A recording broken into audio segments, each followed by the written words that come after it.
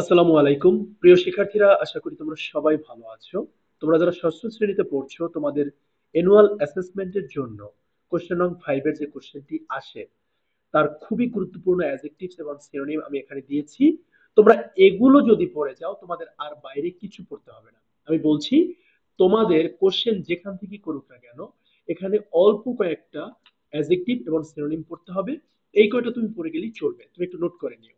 Necessary, essential, modern, advanced, permanent, challenges, changeless. তারপর হচ্ছে format, customary.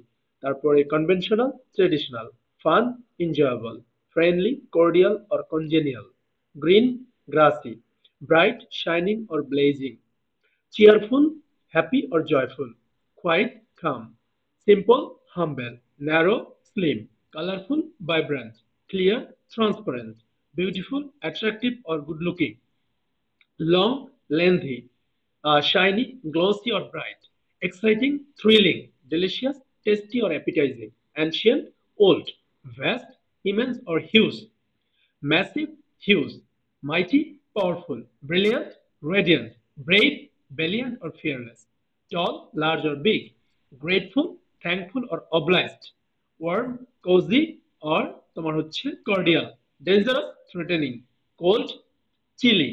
তারপর হচ্ছে তোমার faint, weak, frozen, icy, warm, hot, cozy, comfortable দিতে পারবে তুমি, small, tiny or little, blue, cobalt or sage, তোমার strong, powerful or muscular, graceful, elegant, stylish, tasteful, যে কোনো একটা মনে রাখলেই হবে, calm, tranquil or quiet, old, ancient, quiet, calm or silent, dusty, dirty, soft, gentle, hard, solid or rigid, sharp, strong or firm, colorful, vibrant, beautiful, attractive, patient, tolerant।